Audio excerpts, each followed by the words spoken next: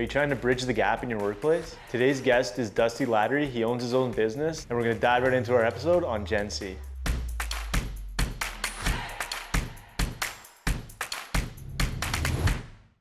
Welcome to Gen Z. I'm your host, Jordan Getz, where we dive into company culture with today's youth. Discover how to create a workplace that resonates with the values and aspirations of the next generation. Hey guys, we're back with Dusty. Last time we talked about multi-generational adversity. Today we're talking about bridging the gap. Let's just jump right into it. Dusty, what do you see, when students are coming out of, school right into the workforce? I think one of the interesting things is in order to bring staff into your company and to bring students, obviously, that just graduate, there's an opportunity that they need something where someone that's already in the workplace is willing to actually teach and educate. So obviously we all enroll in universities and colleges to be taught, and we pay a large sum of money to the institution, and then once someone graduates, the workplace is actually the one that have to pay to actually do the teaching and bridging that gap of education versus work experience. And I think one of the interesting parts that I've seen over the years is just that there's a big gap in education versus experience. And I think what I've always been excited about is to take that young, energetic student that just graduated, and they're all excited about what the next chapter in their life's going to be, and taking them into that. And for me, that's kind of where I start my book with them. And it's like, okay, chapter 1, now I get to teach you all the things you don't know. So one thing that I've done in my business is I've worked with Mount Royal students in Calgary here, and I've been very fortunate to have had wonderful interior designers that come out of the program. One of the consistencies for me is I know what they don't know. So it's been good for me to be able to spend time with them, and I know the education that I need to give them. And like I said in the other episode, it's just for me, that relationship and seeing that growth in somebody that has a dream is awesome. And you talk about that new generation coming out with the obviously there's a different generation just coming out of university right now, the Gen Zs.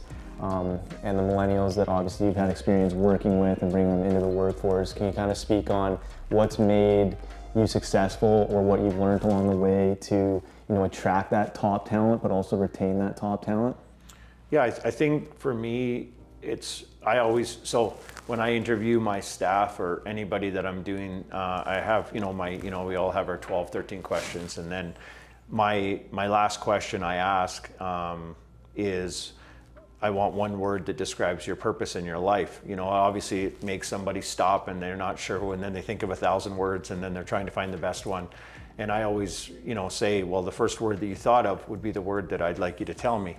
I think it's really interesting how that question, it's not related to my profession, it's not related to my design company, but it's something that tells me a lot about the person. And like I said in the other episode, it's just really important to have that start on that relationship. If it's just corporate and it's the boss and the student or the worker and the staff, I think that relationship, those titles to me just are something that I try to not label. For me, it's like, we're friends. I want you to see me as a friend through this experience more than a boss. Obviously I have a role in the company, well, they have a role in the company as well. So it's just as important. If one person in your business isn't actually pulling their weight, like a sports team, as Jordan, it's just important that we have, everybody pulling in the same direction. And so for me, somebody that might have started a week ago in my business, they're just as important as someone like myself that's been doing it for over 20 years. So I think that's really important too. Yeah, I think something important you talked about is, that sport analogy where if you think of a team of 20, 30 people, you can't have everyone that scores the goals, right? And everyone has that role. And it's the teams that,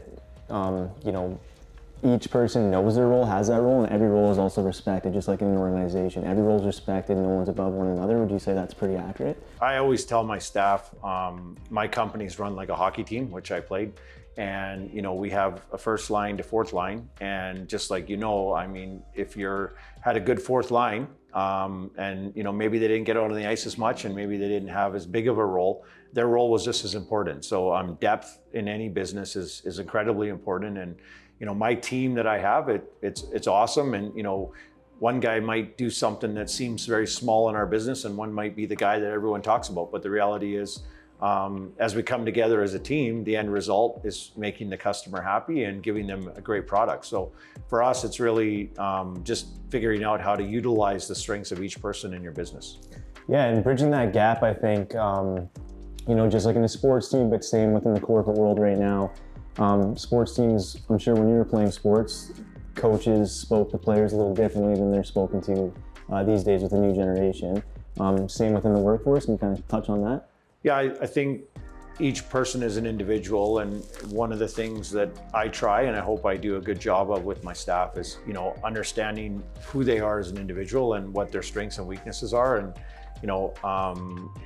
they're not all the same, and so handling somebody, having one way to approach a situation is not going to work in any business.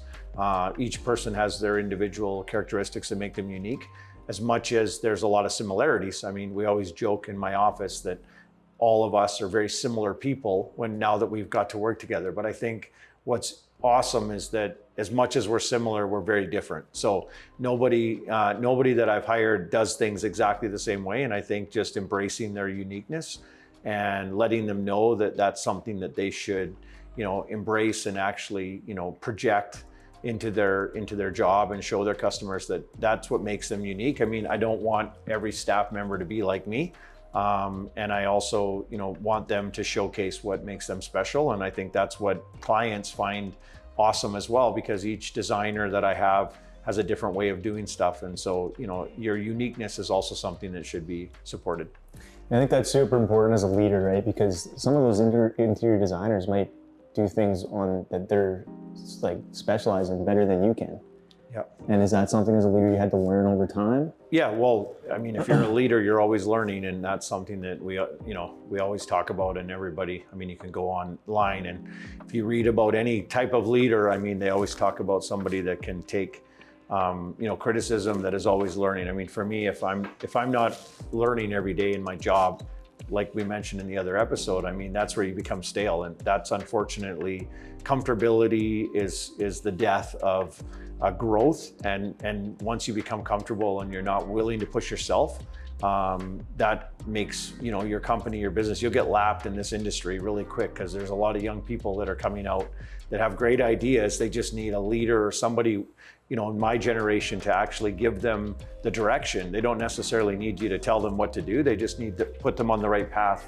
And if you do that, I mean, I always say to my clients, you're not just getting my ideas, you're getting my whole team. And so everybody's touching your project, whether you meet the people in our business or not. And that's something that I think is a strength in my company is, we're stronger in numbers, is what I always say. And I think your mindset is so new era towards how to lead this new culture or this new generation coming in to the workforce. I guess I'll put you on the spot here. In one word, as a leader to this next generation, or other leaders out there that are trying to learn more about how to lead the generation coming into the workforce, what would you say the most important part is? In one word, I would say, which is something that resounds with me, is be available. Available is a wonderful word that I use all the time in my life.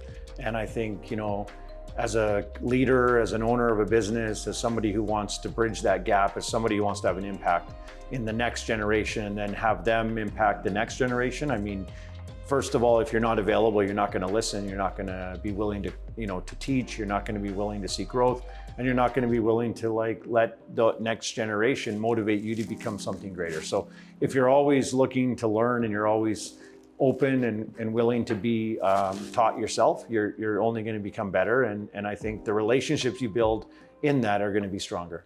Dusty, thank you for coming in today. Thanks, Jordan. Yeah, I appreciate it. It's always good to be able to share some insights into what's actually going on out there. And yeah, I look forward to the next time. Yeah, it was great hearing all the points that you've learned along the way of your career, but also how you continuously learn to try and lead the next generation to become leaders like yourself. We're gonna have more episodes coming out soon. See you guys next time on Gen C. Thank you for joining us on Gen C. Stay tuned as we continue to explore the evolving needs of the modern generation and how to build a company culture that truly speaks to them.